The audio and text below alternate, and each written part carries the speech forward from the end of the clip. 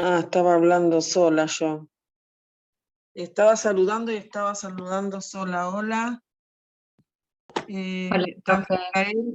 Micaela y quién más está. Son dos nada más los que están.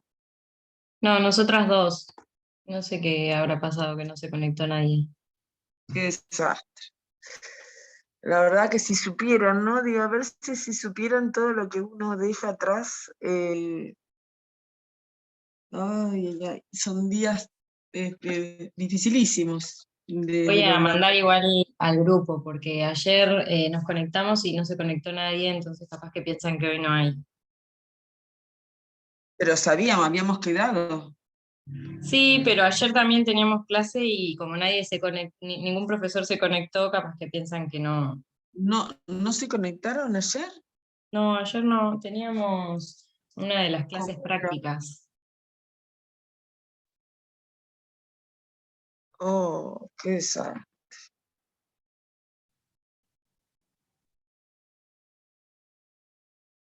qué desastre.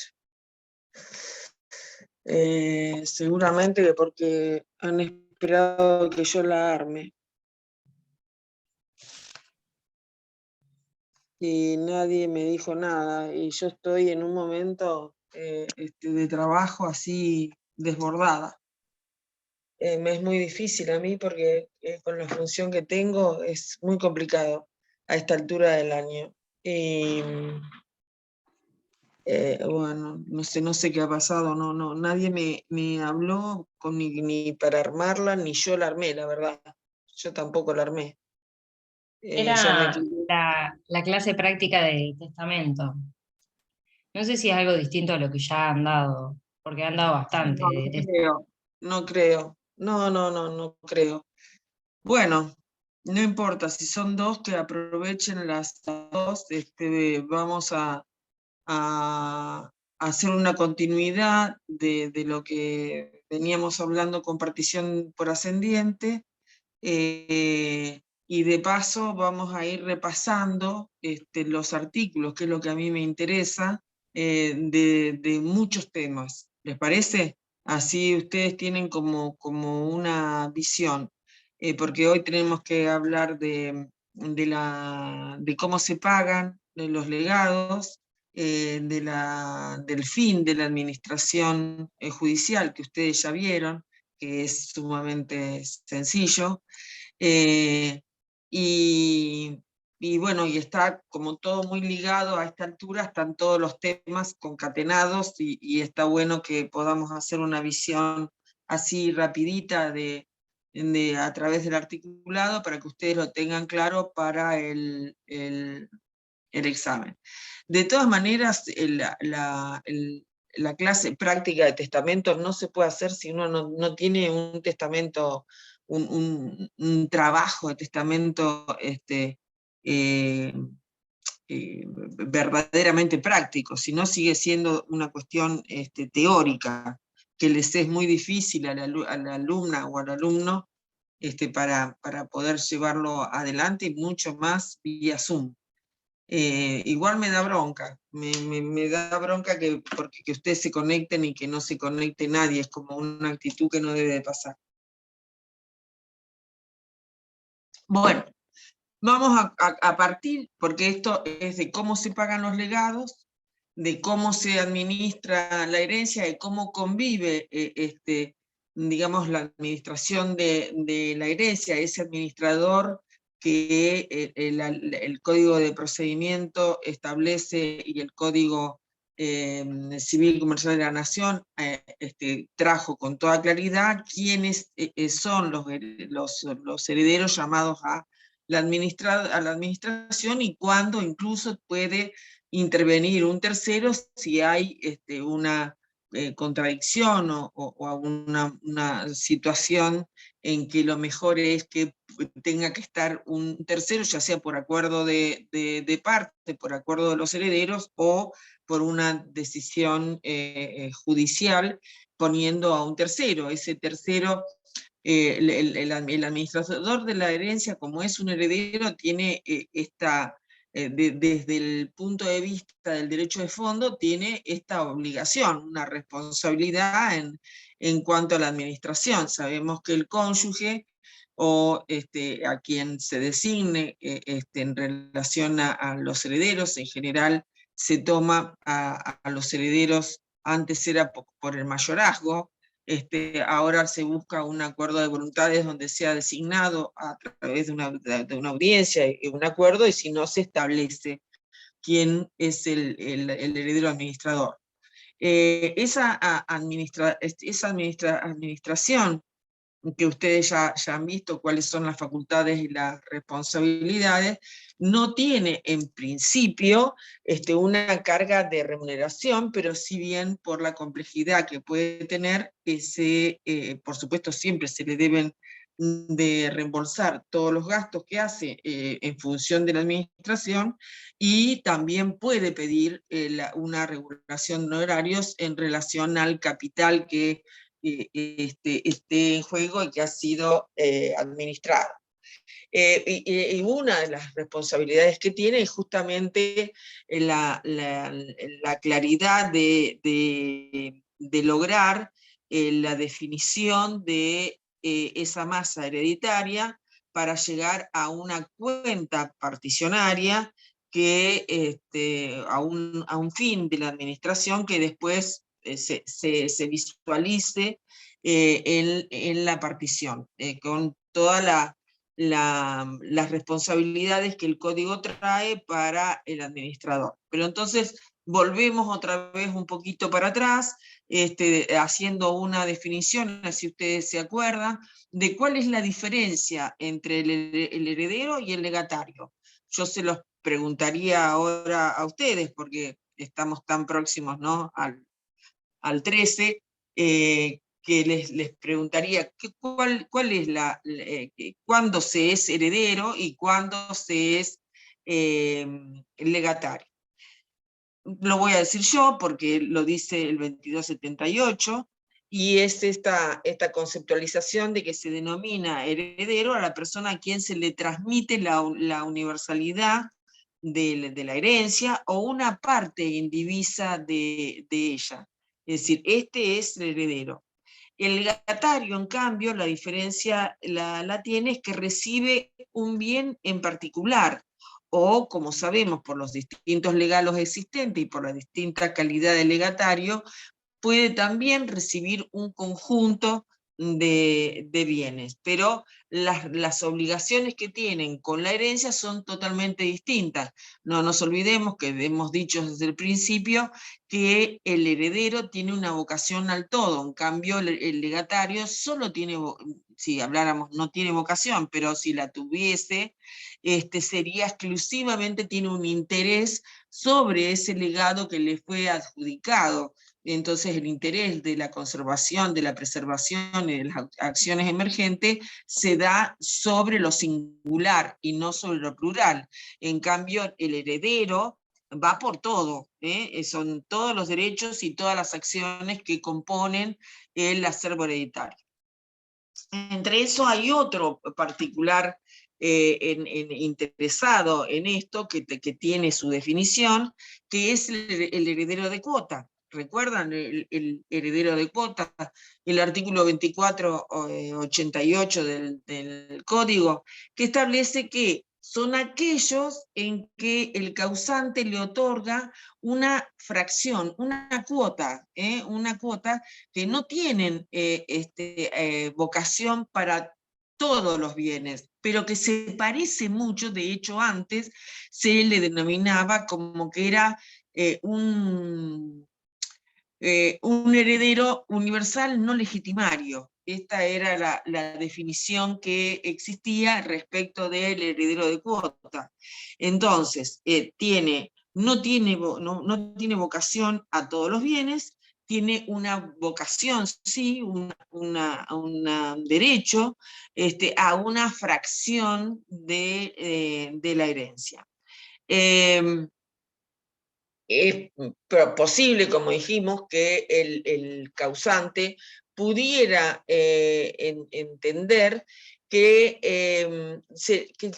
que hubiera querido conferirles un llamado para un supuesto en particular, donde no se pudieran o presumiera al causante de que no se pudiera cumplir con las disposiciones testamentarias que realizó en el cuerpo del testamento. Entonces, por las dudas, se hace una designación para el legatario de cuotas. Es decir, yo instituyo como heredero incluso para esa cuota un porcentaje de la herencia, que si pasa a cualquier cosa con los legados, o que acrece, o que no se reciben, o que no se pagan, o lo que fuese, va a crecer esa cuota que el causante está legando al legatario de cuota a través del testamento. Entonces, esas son las distintas calidades que se tienen. El artículo 2489 establece esto, ¿no? De que se otorga el derecho de acrecer cuando se instituyen varios herederos en una misma cuota, ¿no? O que se le atribuye un bien conjuntamente a varios legatarios, y alguno no puede o no quiere aceptar. Y entonces esa que es la sustitución vulgar, ¿no? Y entonces en esa situación va a existir un acrecimiento en favor de los otros legatarios. Esto es para que recuerden nada más por lo que vamos a hablar. Después está que este heredero y este legatario, o estos legatarios, tienen que tener capacidad para suceder. Y esto está en el artículo 2279, si ustedes recuerdan, está regulado. Y entonces, ¿qué establece el 2279? ¿Cuáles son las personas? Primero, la calidad de que tienen que ser esto, que tienen que ser personas existentes al momento de la muerte del causante. Después está el hijo nacido post-mortem y estas situaciones que se generan después de la muerte. Pero las personas que tienen capacidades para suceder son aquellas que existen al momento de la muerte del causante. Aquellos que fueron concebidos en el momento del fallecimiento y cuya condición es que nazcan con vida. Los que nacen después, que es el nacimiento post-mortem, ¿no? Los que nacen después de la muerte mediante técnicas de reproducción humana asistida, con todos los requisitos previstos que ustedes ya conocen del artículo 561 del Código Civil y Comercial de la Nación. Este artículo que es una trampa para esta situación que se generó con el Código Civil y Comercial, que se derogó la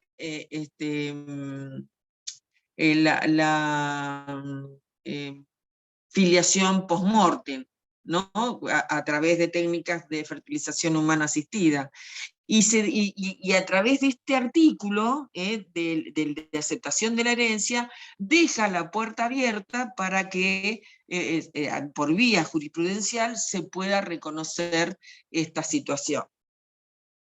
Después están las personas jurídicas que también pueden tener esta vocación de ser instituidos, que existieran al tiempo de la muerte, y como sabemos, las fundaciones que son creadas con un fin determinado a partir de la realización del testamento.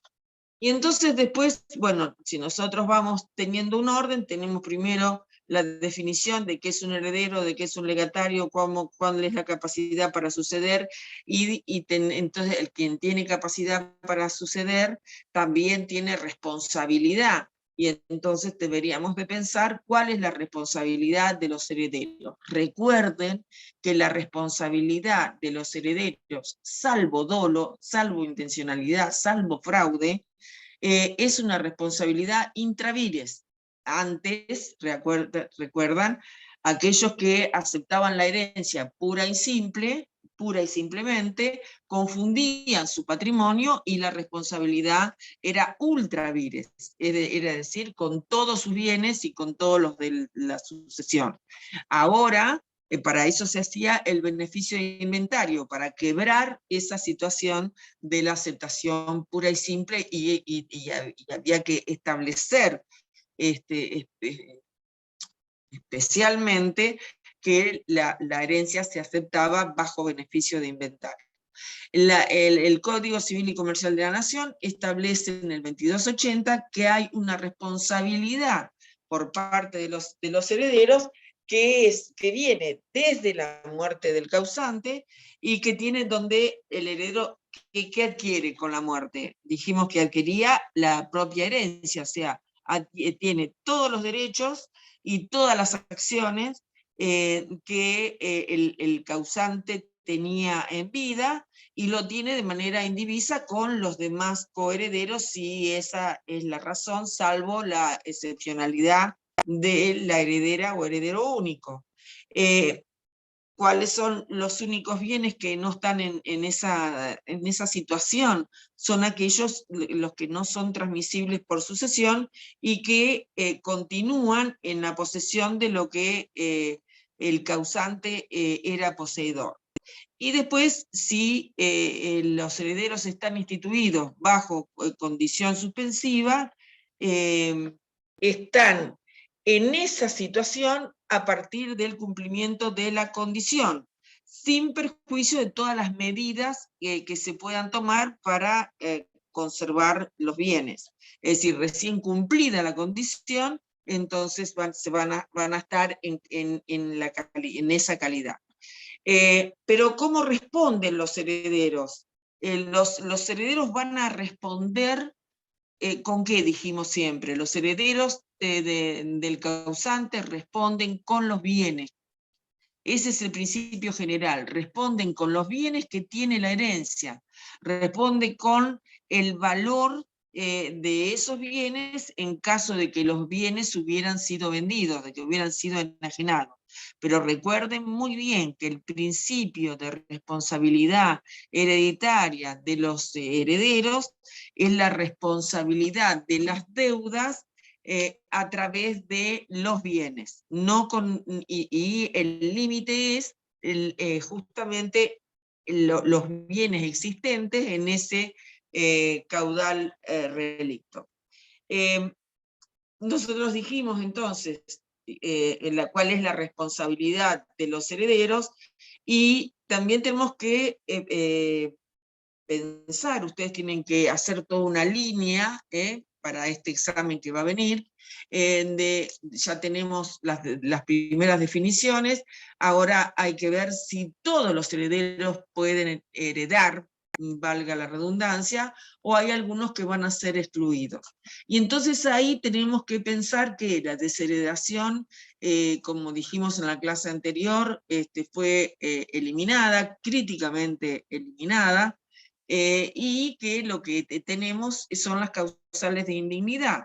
Esas causales de indignidad están en el artículo 2281, y lo que establece es que aquellos herederos que hubieran sido autores, cómplices o partícipes de un delito doloso contra la persona del causante, o que afectaran la integridad, el honor, la integridad sexual, la libertad o la propiedad, son pasibles de la causal de indignidad, ya sea hacia el causante o hacia los descendientes o ascendientes, cónyuge, conviviente o hermano. Es decir, la conducta del heredero va a marcar su indignidad. Esta causa de indignidad no se va a cubrir por la extinción de la acción penal ni por la de la pena. Eso significa que hay una tacha moral que tiene que ver con la protección a un derecho constitucional y de derechos humanos, que es el derecho a la integridad, el artículo 5 de la Convención de Derechos Humanos, que justifica esa causal de exclusión respecto de los herederos. Los que hayan maltratado gravemente. Hay un caso muy interesante donde es al revés. La hija de uno de las personas que estuvo implicado en el terrorismo de Estado, de Checolás, pidió la exclusión de la herencia por la indignidad de su progenitor. Al revés, ella solicitó quedar afuera, ¿no? Por la indignidad, pero no de ella, sino de su progenitor. Es un caso que llevó adelante y acompañó la Secretaría de Derechos Humanos de la Nación hace ya bastante tiempo. Bueno, después están, como otra de las causales, aquellos que hubieran denunciado al causante por un delito penado con prisión o reclusión, después los que omitieron de hacer una denuncia dolosa cuando tuvieron conocimiento de un hecho que pudo haber sido dañoso, o más, que hubieran omitido la denuncia de la muerte dolosa del causante. Esta causal de indignidad también se extiende a los descendientes, ascendientes, cónyuges, hermanos, o personas con capacidad restringida que tuviesen no, quiero decir, a estas personas que tienen capacidad restringida, a descendientes, cónyuge y hermanos del homicida o de su cómplice, no le alcanza la causal de indignidad, solo se da para el autor. Después la otra que está es aquel que no se hubiera negado el padre extramatrimonial que no haya reconocido voluntariamente al causante durante su menor edad, después no puede pretender ser heredero universal o legitimario en la sucesión del causante, y es pasible entonces de la causal de indignidad. El problema de estas causales, como yo les decía la vez pasada, es que quedan cabeza de los herederos y no en la disposición del causante, ¿no? Aquellos que también que hubieran sido privados del ejercicio de la responsabilidad parental, que hubieran sido privados de la responsabilidad parental, también cuentan con una causal de indignidad, y aquellos que hubieran querido impedir que el causante redactara un testamento, o que lo revocara, o que lo modificara, así como, que hay mucho caso, los que hubieran falsificado o alterado o sustraído u ocultado el testamento. Toda situación en la que se incurra en una ingratitud respecto del causante es pasible de un tipo de indignidad, y con eso lograr la exclusión hereditaria. Entonces, ya ahí tenemos la calidad, ¿no? La integridad para ser heredero, la definición, la responsabilidad, y ahora tenemos este derecho subjetivo de aceptar o renunciar a la herencia. Esto es lo que estaba antes en el 3313, y ahora en 3313, 3314, lo que hace al derecho de opción de aceptar o de renunciar a la herencia. La aceptación de la herencia, hay que tener claro que no es que acepte ser heredero. Heredero se es, o heredera, se es, porque recordarán ustedes que se es con la sola muerte. Solo la diferencia está con la aceptación, que la aceptación fija la calidad de heredero a partir de esa aceptación, y que también otorga entonces esta opción que tanta doctrina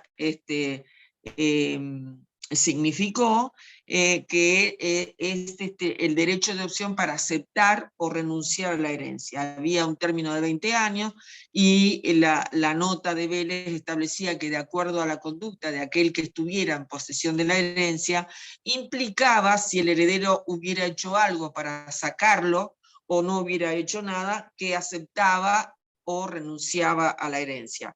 Ahora, con toda claridad, el 2288 establece que si en el transcurso de 10 años de la apertura de la sucesión, que es cuando caduca este derecho de opción, no se hubiera aceptado la herencia, se considera que es renunciante.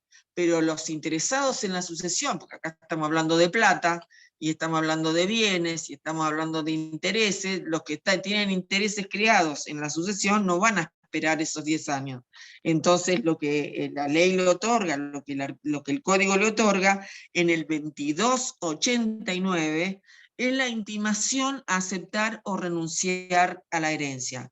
Cualquier interesado puede solicitar judicialmente en un plazo que va de los 30 días, se emplaza por 30 días, y se le otorga, no puede ser mayor a 3 meses para que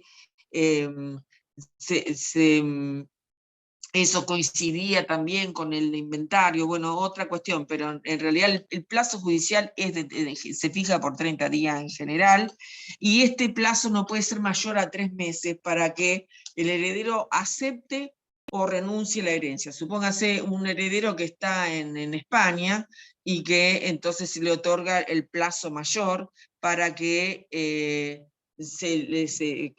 acepte o renuncie a la herencia. Esa renuncia tiene que ser expresa, porque si transcurre el plazo del tiempo y el heredero no responde a la intimación, se lo tiene por aceptante a la herencia. El plazo para poder hacer esta intimación tienen que haber transcurrido los 9 días de llanto y luto, que es para poder iniciar una sucesión. Para los herederos es de 4 meses, ¿no? Esa es la diferencia. Un heredero tiene que esperar los 9 días de llanto y luto. Y si el heredero hubiera sido un heredero instituido que tiene interés en que se abra la sucesión, pero que está bajo una condición suspensiva, tiene que esperar para hacer esa intimación una vez que se cumpla con la intimación.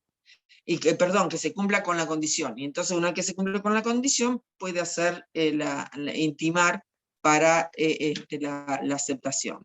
¿Cuáles son las formas de la aceptación? La aceptación puede ser expresa o puede ser tácita. Y no hay ninguna duda que es expresa cuando se realiza a través de un instrumento público, es un acto jurídico, también es un hecho jurídico, porque uno acepta cuando actúa a título de dueño, a título de esta vocación por el todo, entonces ahí puede realizar actos que son tácitos, que implican también un hecho jurídico, que sería la naturaleza jurídica de la aceptación. Y la naturaleza jurídica de la aceptación expresa lo es el acto jurídico, o sea, aquellos actos que son pasibles de modificar o de crear o de extinguir derechos. Entonces ahí es donde se puede establecer que es expresa cuando el heredero entonces toma la calidad en un acto otorgado a través de un instrumento público o privado. Y entonces es tácita cuando no hay ninguna duda por los actos que realiza de que de que esa acción que realiza únicamente la pudo haber hecho un heredero.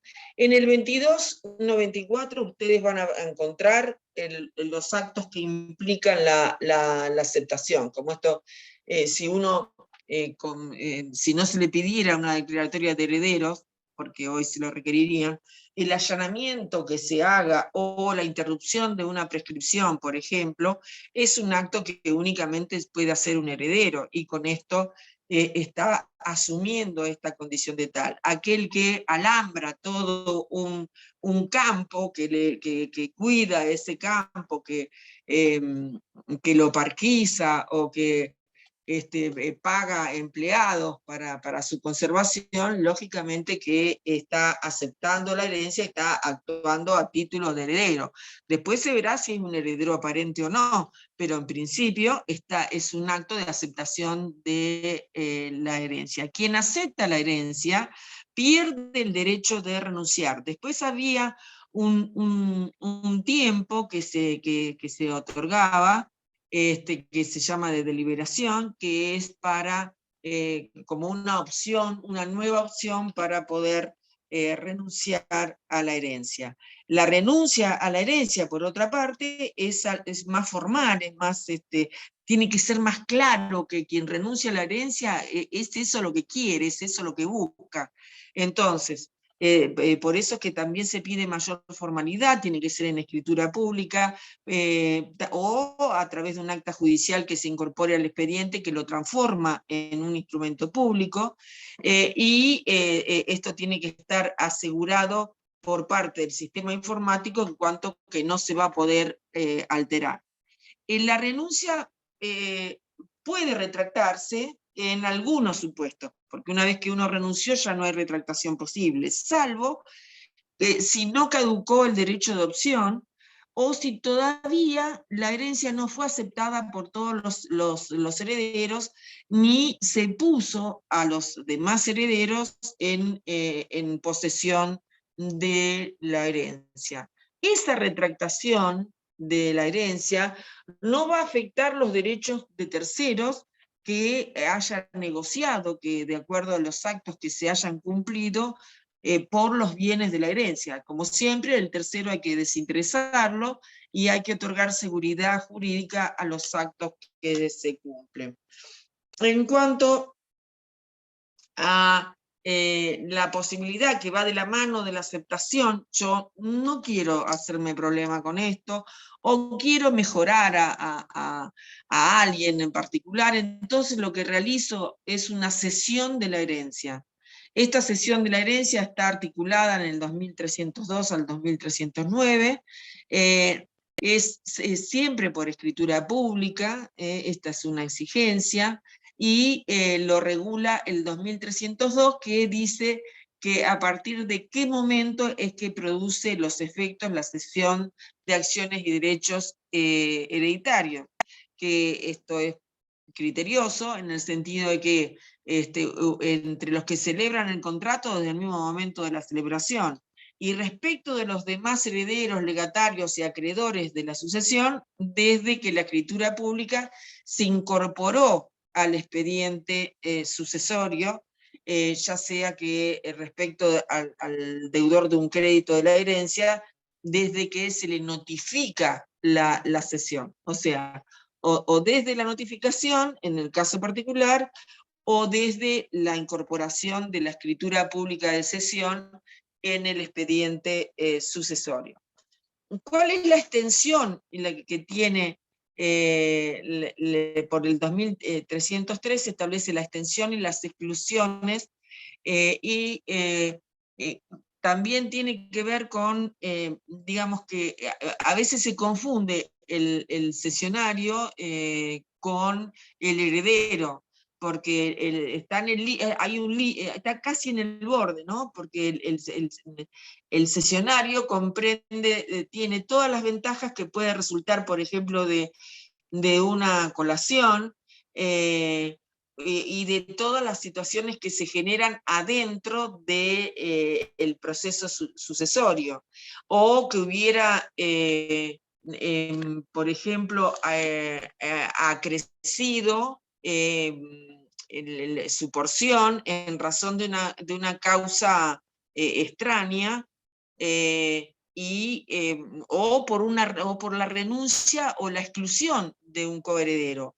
Lo único que no tiene y no va a tener nunca el cesionario es la calidad de heredero. Respecto de la garantía de evicción, podríamos decir que está en el 2305, que la cesión es, si la cesión es onerosa, el cedente va a garantizar al cesionario su calidad en cuanto a los derechos de acciones y hereditarios, y la parte indivisa que le corresponde a él en la herencia. O sea, ahí sí le garantiza la calidad de heredero de él, del cesionario, ¿no? El cedente, perdón, estoy haciendo lío, el cedente le garantiza al cesionario la calidad de heredero que él tiene, y eso quiere decir que de la cuota parte que le está cediendo va a tener todos los derechos de la misma manera que lo tenía el cedente, el heredero cedente. Pero no va a responder por la evicción ni tampoco por los vicios de los bienes de la herencia, excepto que hubiera un pacto expreso en contrario. Y después la responsabilidad la tiene por las normas relativas a la cesión de derecho. La cesión es gratuita, el cedente solo responde en los casos que el donante es responsable, la responsabilidad se limita al daño que estuviera basado por la mala fe. Respecto de lo que dice el 2309, que es la cesión de bienes determinados, la cesión de derechos sobre bienes determinados que forman parte de una herencia no se van a regir por las normas de la cesión hereditaria, sino por las normas del contrato. Y después la eficacia de esto estará sujeta a que el bien le sea atribuido al cedente al momento de la partición. Bueno, nosotros estuvimos viendo también la acción de petición de herencia, no sé si la recuerdan, el artículo 2310, simplemente dos cositas nada más de esto, que para recordar lo que dijimos, que es que la petición de herencia procede para obtener la entrega total o parcial de la herencia sobre la base del reconocimiento de la calidad de heredero contra aquel que está en posesión materialmente de la herencia e invoca un título de heredero. Ese poseedor, ese heredero aparente, puede ser de mala o de buena fe. Y de acuerdo a que sea de mala o de buena fe, van a ser los efectos jurídicos que tenga respecto de esa posesión que ha mantenido hasta la sentencia judicial que especifique la calidad real del heredero que legitimario.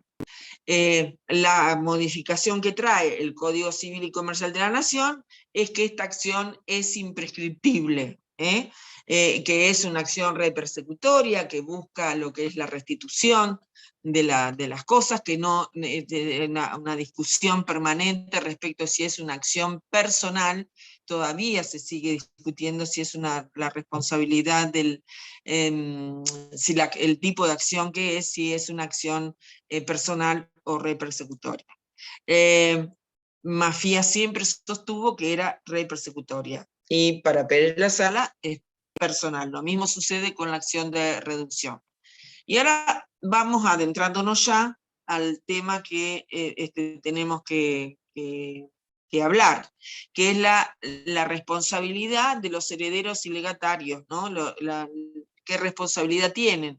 Y eso tenemos que ir al código, que está establecido en el 2317, y como recién dije, la responsabilidad del heredero solo es hasta la concurrencia del valor de los bienes hereditarios que vaya a recibir.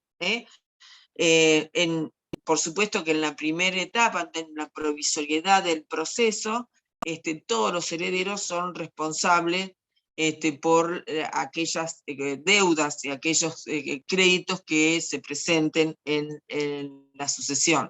Pero la parte de responsabilidad del heredero se ajusta al valor de los bienes, a la cuota parte que él vaya a recibir.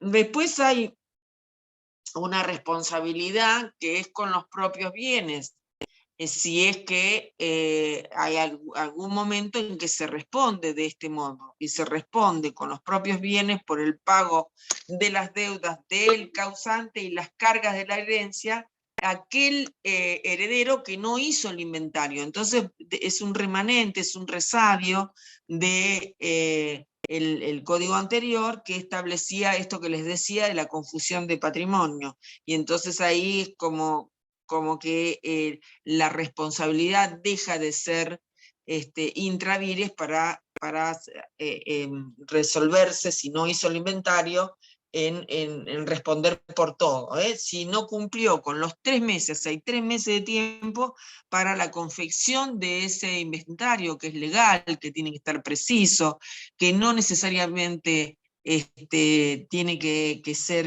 indivisible.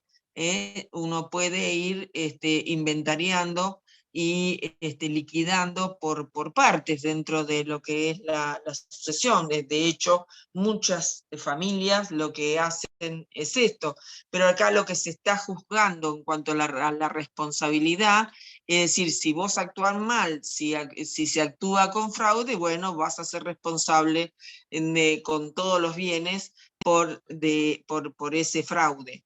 En estos supuestos, cuando oculta fraudulentamente los bienes, cuando no hace el inventario, cuando enajena bienes del sucesorio, o sea, cuando hay una intención y una actitud dolosa que va en contra de la sucesión. Ahora, el 2319 establece una acción contra los legatarios. Y establece que los acreedores del causante tienen acción contra los legatarios. ¿Por qué? Porque va a decir, ¿cómo? Va a haber un legado, una liberalidad y me estás debiendo a mí. Entonces se prevé en el código la acción contra los legatarios. Y los acreedores pueden atacar ese legado hasta el monto del valor que reciben. Esta acción que pueden emprender los acreedores van a caducar al año, contado desde el día en que se cobran los legados. Y este es uno de los puntos que habían quedado pendientes de la clase del 24, que es el artículo 2356, la presentación de los acreedores.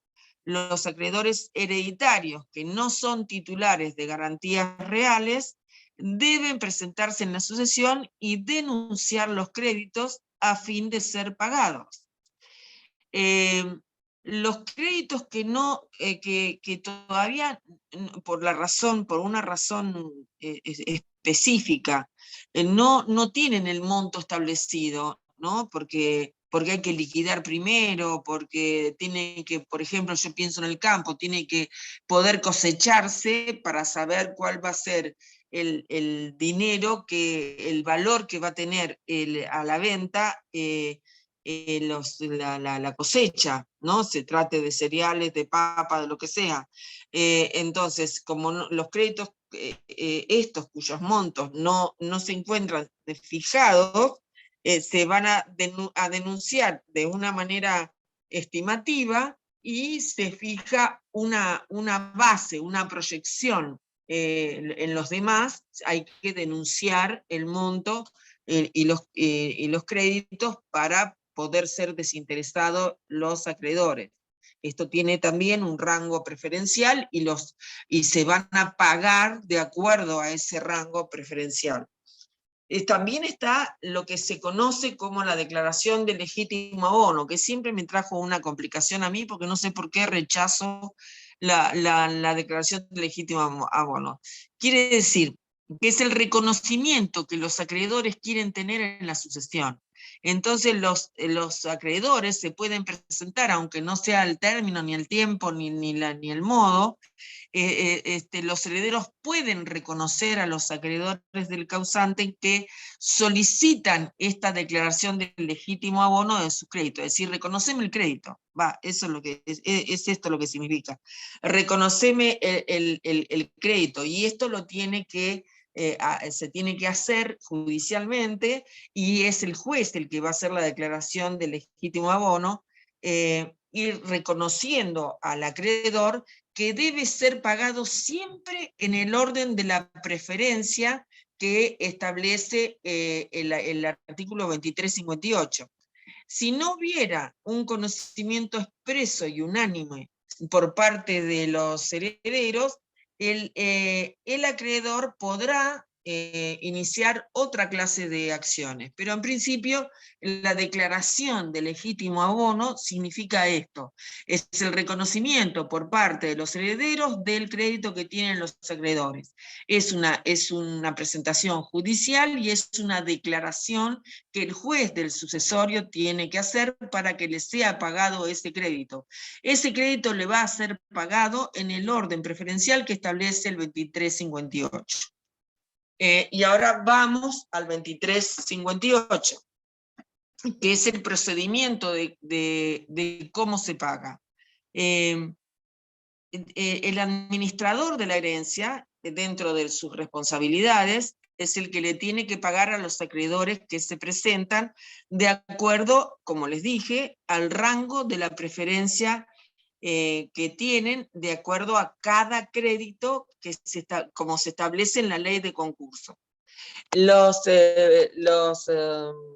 Pagados los acreedores, los legados se van a cumplir en los límites de la porción disponible en el siguiente orden. Acuérdense que no pueden afectar la legítima. Entonces, primero se pagan, antes estaban en el 37.95, ahora están en el 23.58. Primero se van a pagar los que tienen preferencia otorgada por el testamento, o sea, el propio testamento es el que fija la preferencia de los legados, una cuestión lógica si está basado en la autonomía de la voluntad. Luego se van a pagar los legados de cosa cierta y determinada, y después los demás legados, es decir, los de cosa cierta y determinada es que en el testamento ese legado dice: le dejo mi quinta no sé, situada en Miramar a Carlitos. O sea, ahí hay un legado de cosa cierta, es un inmueble que expresamente está fijado. Entonces, primero los que tienen preferencia otorgada, cuando el testamento dice: páguese el legado de fulano y fulano en primer orden, entonces se tiene que cumplir con esa manda, después los de cosa cierta, y después los otros legados. Si hay muchos legados, de que sean todos de una misma categoría, se van a pagar a prorrata. Recuerden este artículo, cómo se pagan los legados. Recuérdenlo, estudienlo. ¿Cómo es que se pagan los legados en materia de sucesoria, ¿no? En el sucesorio, por el 2358, que fue modificado porque antes eran los de cosa cierta, después los de cantidad y después los remuneratorios, y ahora se modificó el orden del pago de los legados, otorgándole también, el fundamento es porque se le otorga el reconocimiento de la autonomía de la voluntad por parte del causante, que es quien fija, que el que tiene interés que los legatarios reciban la liberalidad que él hace. En el 2359 es la garantía que tienen los acreedores y los legatarios en la sucesión. Es decir, bueno, todo muy bonito, pero a mí no me convence, yo no quiero esto. Entonces, ¿qué hacemos? No quiero que se le entregue el legado a fulano en superposición de mi legado. Entonces se pueden oponer a la entrega de los bienes hasta que se desinterese el pago de sus créditos o de sus legados. Será una decisión después, pero el código les otorga la facultad de oponerse a el pago de los legados. Es la garantía de los acreedores y legatarios de la sucesión, que se pueden oponer a la entrega de los bienes. ¿Qué pasa si hay una sucesión insolvente? Que puede pasar. Hay una masa indivisa que en vez de generar la expectativa del reparto, lo que genera la expectativa de que van a tener que pagar. Y entonces, en caso de que hubiera un desequilibrio patrimonial o insuficiencia del activo hereditario, los copropietarios de la masa pueden peticionar la apertura del concurso preventivo o de la declaración de quiebra. También lo pueden hacer los acreedores y no van a responder con su patrimonio.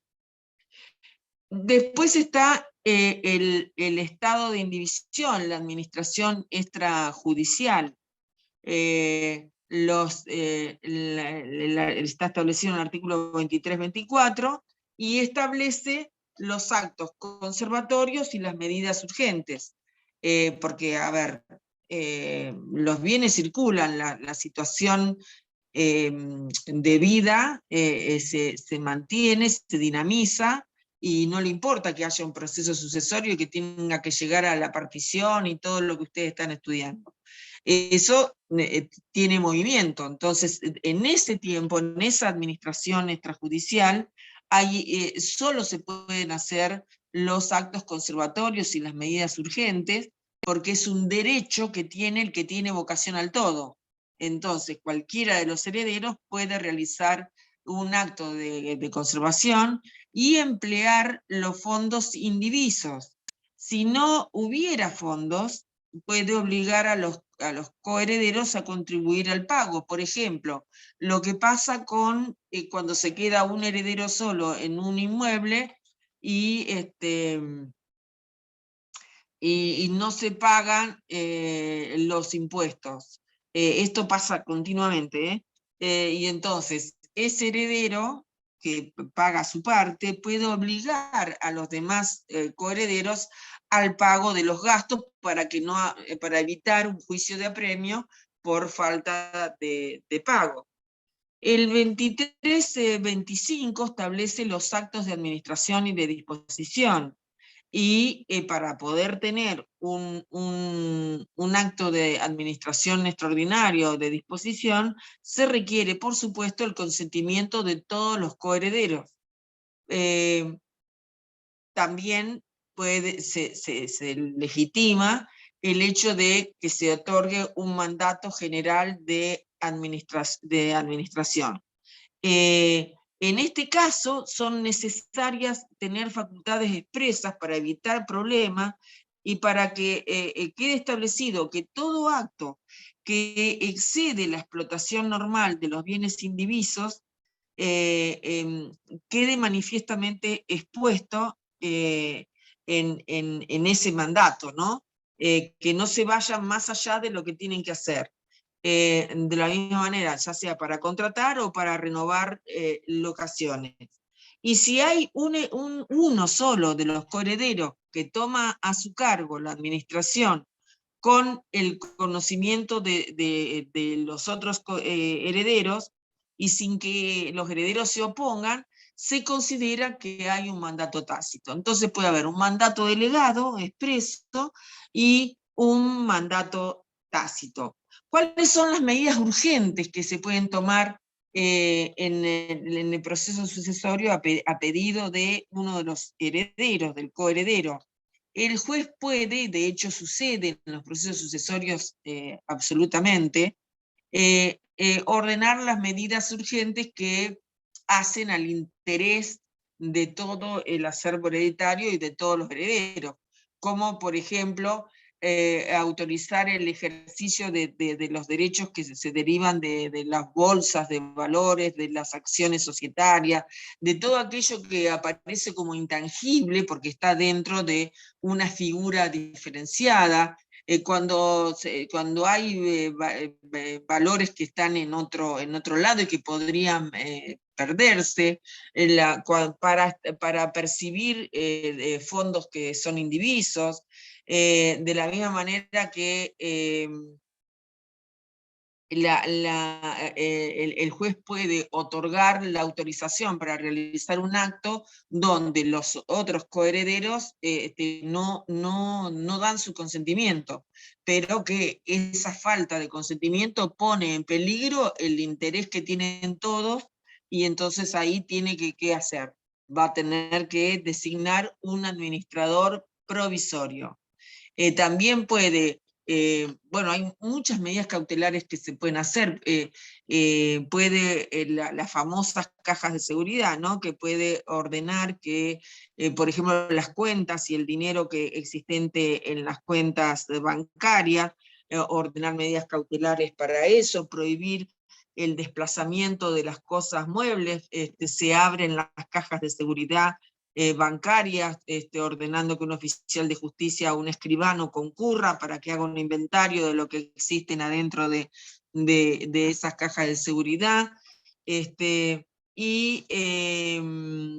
Y también puede atribuir a uno u otro heredero, según las condiciones y según la situación, el uso personal de algún bien que lo hubiera tenido siempre, que, por ejemplo, que hubiera estado en la explotación de un negocio, y cautelarmente, hasta el momento de la partición y de la liquidación y partición, el juez autorice que el heredero lo tenga.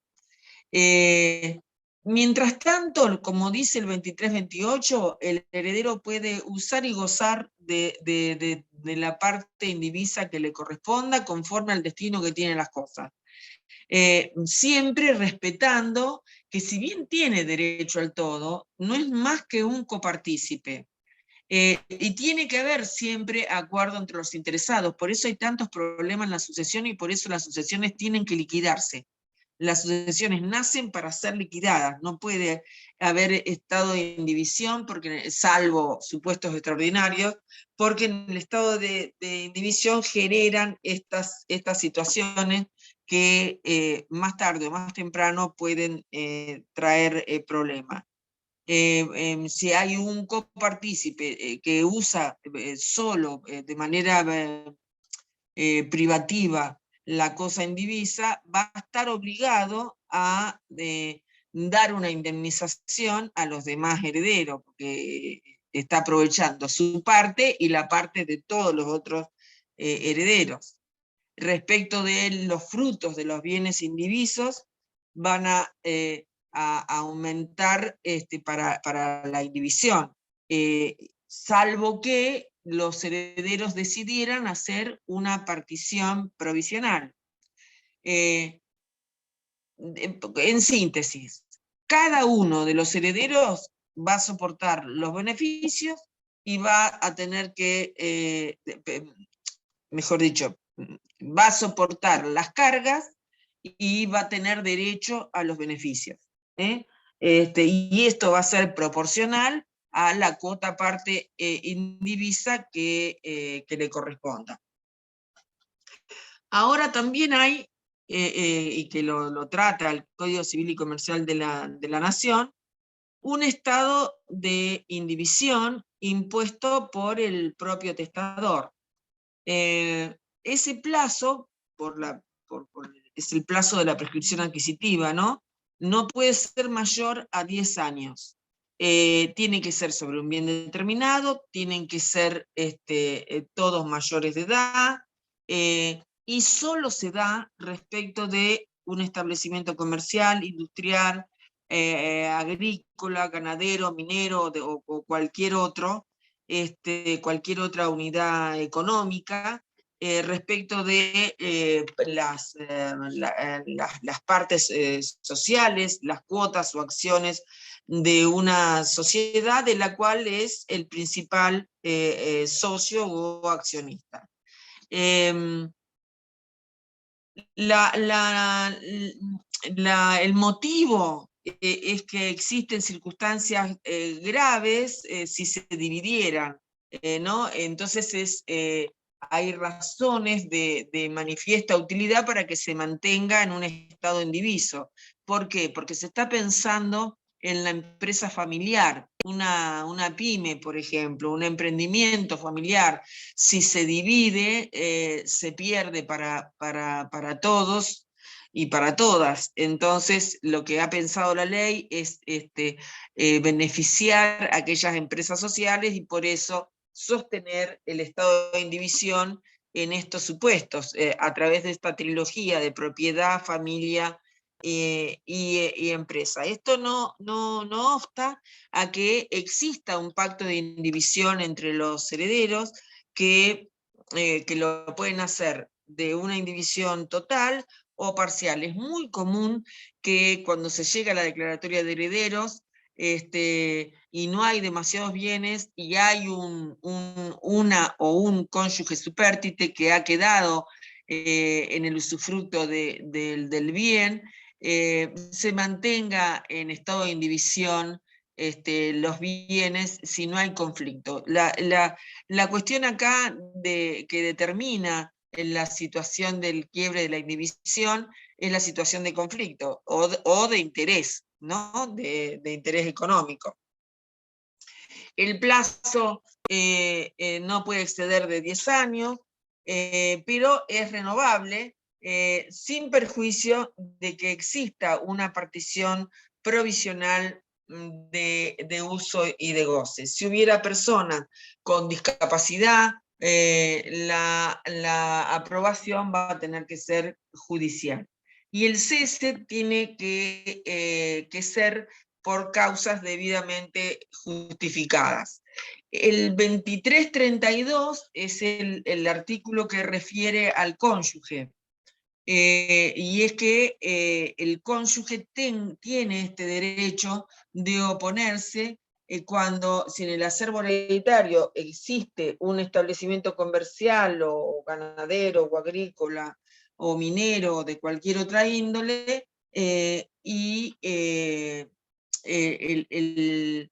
se ha adquirido o se constituyó este establecimiento donde el cónyuge es el principal socio o accionista de la sociedad, entonces es probable que solicite el estado de indivisión y que se pueda prorrogar, además de los 10 años, judicialmente hasta el fallecimiento del cónyuge supérstite.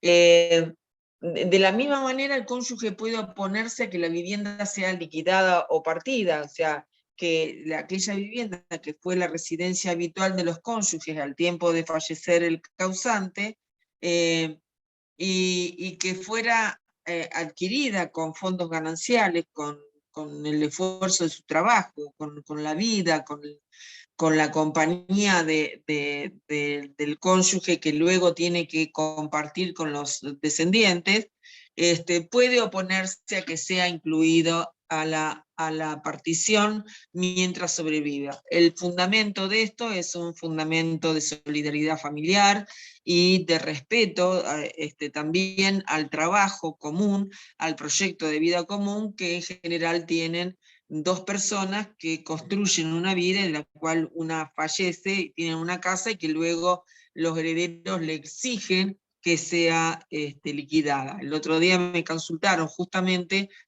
por una situación de una mujer que en segundas nupcias se contrajo matrimonio, el marido falleció y habían adquirido una muy hermosa casa donde ella vivía, y los hijos del marido fallecido, o sea, del causante, la intimaron para que el bien sea liquidado y que ella saliera de la propiedad.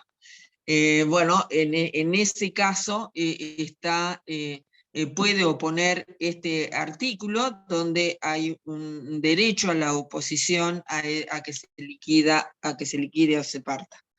Del 23 de este 33 hay una, también faculta a la oposición de un heredero en particular, porque es aquel que ha estado donde el bien es una unidad económica, donde ha sido ese heredero el que siempre estuvo acompañando al causante y trabajando y permaneciendo en ese bien, y entonces tiene derecho a solicitar la indivisión y que continúe la explotación por haber participado activamente en la explotación de la empresa. Respecto de los modos de hacer la partición, ustedes recordarán el 2369, esto es importante, en que la partición puede ser privada.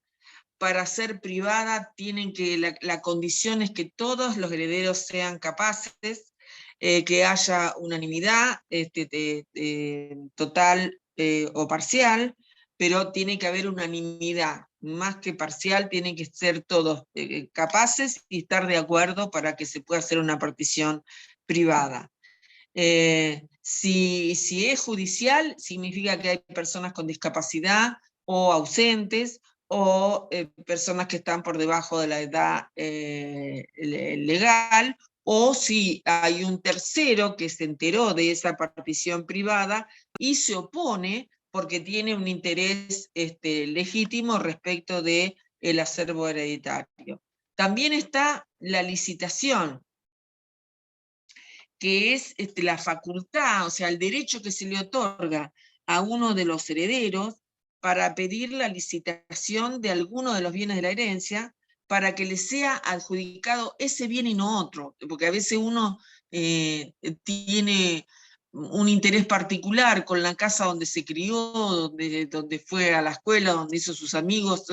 En la sucesión, los grandes problemas no es por los montos, es por cuestiones afectivas, que se traduce en cuestiones de dinero, pero en realidad juegan mucho los afectos cuando hay que liquidar una herencia. Y entonces este heredero puede pedir que se le adjudique que dentro de su hijuela, en la partición, se tenga un valor que sea, creo, no recuerdo ahora el porcentaje, pero si es un 20% superior al valor que tiene el fiscal, o sea, al avalúo. Y si los copartícipes no superan la oferta que hace este heredero que tiene interés en ese bien. Una vez que se efectúa la licitación entre los herederos, el bien tiene que estar imputado en la hijuela de aquel que licitó y que es el adquirente, como si fuera un contrato particular, por el valor por el cual licitó y que quedó de esa manera cerrada la licitación. También la oferta de eso pueden hacerse por dos o más copartícipes, y en ese caso el bien se va a adjudicar en copropiedad. No puede haber, no va a poder pedirse la licitación después que se pasaran 30 días de aprobada la tasación de ese bien. Y tiene que haber acuerdo siempre, o sea, se le adjudica en copropiedad, se les imputa proporcionalmente en la hijuela de cada uno ese bien licitado. Esto tiene que haber muchos bienes, mucha plata para que suceda. Ahora, la atribución preferencial del establecimiento, que está en el 2380, es respecto del cónyuge sobreviviente o de un heredero. Puede pedir la atribución preferencial en la partición, con cargo de pagar el saldo, de un establecimiento agrícola, comercial, industrial, artesanal, el requisito, la característica es que sea siempre una unidad económica donde el cónyuge participó de la creación de esa unidad económica y entonces después dicen no me lo quiten. Yo participé, la generé, lo creé, lo llevé adelante toda la vida y ahora no quiero perderlo. Entonces el código le otorga este derecho para solicitar la atribución preferencial. En caso de que hubiera una explotación en forma social, se puede pedir la atribución de los derechos sociales, si esto no fuera a afectar ninguna cláusula estatutaria en la continuidad de una sociedad cuando esa sociedad contó con el cónyuge, con el causante y ahora el cónyuge sobreviviente o uno de los herederos. Siempre las diferencias son, se tienen que pagar y el pago se tiene que hacer al contado, es decir, el cónyuge en ese caso tiene que pagar o el heredero, ¿no? Excepto que hubiera un acuerdo a contrario. El 2381 habla de la atribución preferencial de otros bienes. Y entonces refiere, se da los legitimados al cónyuge sobreviviente o heredero. Y entonces, ¿a qué tiene derecho a la atribución preferencial? ¿Respecto de qué? De la propiedad, de un derecho de locación del inmueble que les sirve como derecho de habitación, si tiene ahí mucho tiempo de residencia, y también tiene derecho a los muebles que estuvieran dentro de ese bien. O también tiene del derecho a la atribución preferencial respecto de la propiedad o del derecho de locación del local de uso profesional, por ejemplo, donde se ejercía la actividad y de los muebles que estuvieran ahí. Cuestiones lógicas que suceden en la vida y que ha habido muchos problemas, sobre todo en esta época, en estos años, que ya desde la 23.515, podríamos decirlo, donde la familia ensamblada tiene su incidencia y donde pueden surgir diferencias respecto de la atribución preferencial de un bien o de la liquidación respecto de algunos bienes, como en este caso que se da o sobre un inmueble o sobre un pequeño emprendimiento comercial. Entonces, de tener, antes la indivisión forzada estaba pensada solo para la unidad económica más rural, y ahora se ha ampliado esto en función de este principio de solidaridad familiar y de reconocimiento al cónyuge supérstite en relación al haber generado bienes que luego tienen que verse liquidados o mal liquidados, afectados en la sucesión con los demás herederos, y por eso otorga esta atribución preferencial que puede ser a un cónyuge o también a un heredero. También se puede pedir la atribución preferencial al conjunto de cosas muebles que son necesarias, como les decía, para la explotación de un bien rural, que esto se da mucho en nuestra zona, con el arrendamiento que se hace en los campos, ¿no? Por el uso de la tierra, diríamos, se renta, y entonces está quien lleva las máquinas, las herramientas, el personal, se siembra, se cosecha, y en ese caso entonces se posibilita que haya una atribución respecto de la explotación de ese bien rural al cónyuge o, en su caso, a un heredero, pero que en general está pensado para el cónyuge. Cuando hay varios interesados, el juez es quien tiene que decidir. Y va a tener que decidir la actitud de quienes se postulan para la atribución preferencial, para saber el perfil, digamos, para poder continuar la explotación. Lo que se busca es la explotación de esa unidad económica y qué protagonismo tuvo esa persona en la participación personal de esa actividad.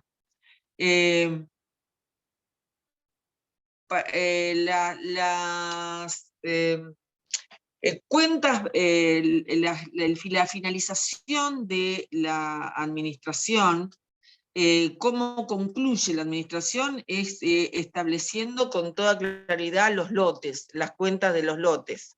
Y para eso la administración tiene que ser muy clara respecto de la conformación que hace de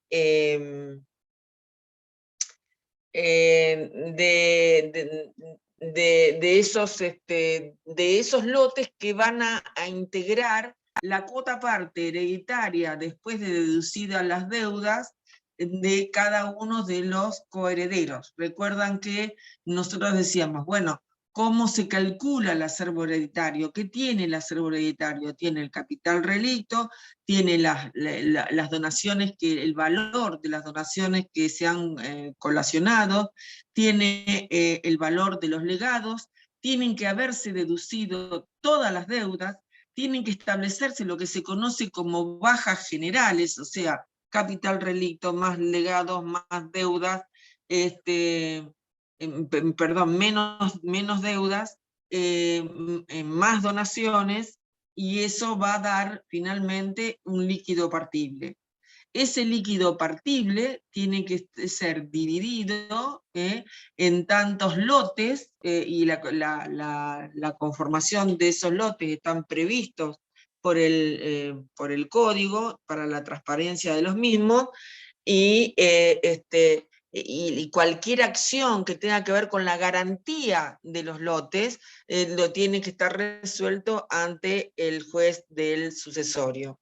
Una vez que esto está debidamente confeccionado, se va a adjudicar en las hijuelas, se denominan, que es como supóngase un campo que tiene una única escritura y tiene 4 herederos que acceden o que accedieron en la división de ese campo.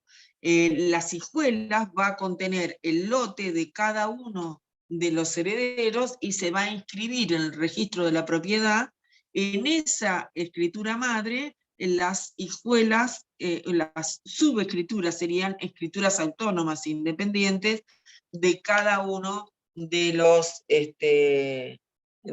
herederos. De ese modo, entonces, es como se cierra la cuenta de la administración. Ahora, todo esto está bajo la lupa de ¿qué? Todo lo que hablamos está bajo la lupa ¿de quién? ¿De qué instituto? De las porciones legítimas. Y otra vez volvemos a decirlo, las porciones legítimas son para los descendientes los 2/3, los ascendientes el medio, el cónyuge un medio. El cálculo, ¿cómo se hace? ¿No?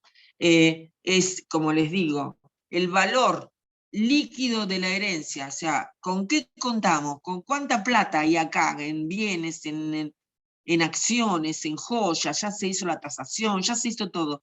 Bueno, ahí tenemos el valor líquido de la herencia. Tenemos las porciones hereditarias, pero ahora hay que calcular. Entonces yo calculo con el valor líquido de la herencia más el valor de los bienes donados computables para cada uno de los legitimarios. ¿A qué época habíamos dicho? ¿A la época de la apertura? No, a la época de la partición, o sea que tiene que estar, el monto tiene que estar adecuado a la época de la partición. Y tiene que tener en cuenta el estado del bien a la época de la donación. Y entonces, para el cómputo de la porción de cada uno de los descendientes, solo se van a tomar en cuenta las donaciones colacionables o reducibles efectuadas a partir de los 300 días anteriores a su nacimiento, o en su caso, al nacimiento del ascendiente a quien representa. Para el cónyuge, son todas aquellas que fueron hechas después del matrimonio, todas las donaciones, se entiende, ¿no? Entonces, volvemos otra vez a la legítima, 2450. La acción de entrega de esa legítima. El legitimario que fuera olvidado, que fue preterido, tiene una acción para que se le entregue su porción legítima en un mismo pie de igualdad que los demás coherederos, a título de heredero de cuota. También la tiene el legitimario cuando el difunto no deja bienes, pero hizo donaciones. Entonces, sí, pará, las donaciones van a estar bien en la medida en que esté cubierta mi legítima. ¿Cuáles son las acciones que nosotros habíamos mencionado, habíamos visto? Son las que establece el artículo 2451 y 2452.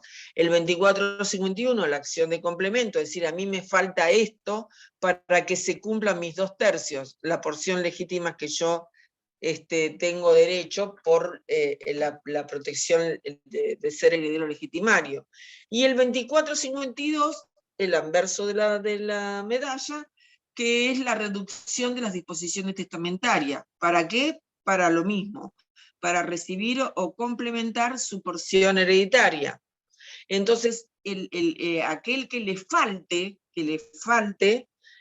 tiene que pedir la reducción de las instituciones de herederos de cuota y de los legados, en ese orden. Primero se van a afectar las de cuota, y después los legados de cosa cierta, como ya habíamos visto. Y entonces, los legados se van a reducir en el mismo orden que hay que pagarlos. ¿Se acuerdan, como vimos en el 2358, cómo se pagaban el preferencial, el de cosa cierta, y después los demás legados, y si hubiera muchos de la misma época, todos a prorrata? En ese mismo orden se van a reducir. Antes era a la inversa. Si lo que hay que reducir, porque se afecta a la legítima, para poder llegar a esa partición y a esas hijuelas de las que hablábamos, tiene que estar todo ok, es que si no alcanza con la reducción de las disposiciones testamentarias de los legados, habrá que reducir las donaciones. Primero, la última donación que se hizo va por fecha, y en el orden inverso. La primera se va a reducir, y así subiendo hacia arriba, ¿no? Y si hubieran, quiero decir, en orden inverso a la fecha que tuvieran. Y si hubiera donaciones que son todas de la misma fecha, se van a reducir a prorrata. ¿Cuál es el efecto de la reducción de las donaciones? Criterio. Si la reducción es total, se terminó la donación, quedó resuelta. Si es parcial y el bien es divisible, se lo va a dividir entre el legitimario y el donatario. Si el bien es indivisible, va a tener la porción mayor el heredero, con un crédito a favor del donatario. El donatario, que no se va a quedar tranquilo porque le van a afectar su donación, puede impedir la resolución de su donación entregándole la suma de dinero necesaria para completar el valor de su porción legítima. Después está lo que les decía hoy, la acción rey persecutoria, que está establecida en el 2458, que es la legitimación que tiene el legitimario justamente para perseguir a los terceros adquirientes de los bienes registrables. Tanto el donatario como el subadquirente demandado pueden desinteresar al legitimario satisfaciendo el dinero en perjuicio de la cuota legítima. El otro va a poner los derechos de tercero de buena fe y el título oneroso, seguramente. Pero en este caso no se le puede oponer al legitimario. Y el artículo 2459 establece la prescripción adquisitiva. y que a su vez dice, ¿se acuerda que lo habíamos hablado esto, la contradicción que existe? Porque la acción de reducción, que en sí misma es imprescriptible, no procede contra el donatario ni contra el subadquirente que han poseído la cosa donada durante 10 años computados desde la adquisición de la posesión. ¿Por qué? Porque se aplica el artículo 1901 de prescripción adquisitiva, y entonces acá se quiebra un principio del derecho sucesorio. Bueno, creo que llegamos más o menos a repasar casi todo, las cosas más importantes y los puntos que tenía que decirles hoy. Así que ahora solo me queda desearles mucha suerte para el examen. Y cualquier cosa, comuníquense directamente conmigo. Tienen mi correo. Entonces, a mí no me molesta que en vez yo entiendo todo. No, Sí. no tenemos su correo, yo no lo he recibido, no sé cuál es su correo. Porque yo lo doy siempre. Es mi nombre completo, @gmail.com. Porque María Graciela Iglesias. bien, María. ¿Me espera un segundito que lo anoto, profe? Por favor. Sí, claro. sí, María Graciela. la otra vez me hubiera Decime. gustado comunicarme por el día que no tuvimos clases y no tenía el correo a disposición. Entonces, Claro, y a mí me hubiera venido re bien, porque el miércoles 24 es que, como les digo, yo no es para justificar nada, pero ayer y hoy, por ejemplo, estuve continuamente trabajando porque, bueno, hechos que se producen adentro de los lugares de internación que llevan a la muerte de la gente. Entonces, estás con todo esto que hay que hacer después de estas situaciones, y la verdad es que es muy fácil, viviendo 400 kilómetros además, y con semejante responsabilidad que tengo, que se me pase, porque a veces me llaman de una provincia, de otra, que pasó esto, que pasó aquello, que pasó, y bueno, y hay que poder estar. Eso no justifica nada, me debía haber acordado, pero la verdad es que el miércoles 24 ni siquiera lo registré. Pero espero que esta clase les haya servido, porque lo que hice fue unir todo en todo el articulado en cuestiones que yo sé que son esenciales, que son importantes que ustedes tengan presente. perfecto, profe, listo. Ya anotamos un mail por cualquier cosa que surja. Cualquier cosa me preguntan. Cualquier cosa me preguntan, no hay ningún problema, yo voy a contestar, esté donde esté. Bueno, muchas Sí, gracias. lo tengo en mi teléfono, así que no hay problema. Por cualquier otra cosa es o Gmail o Yahoo. Igual, María Graciela Iglesias, yahoo.com.ar o gmail.com. En cualquiera de los dos correos me encuentran.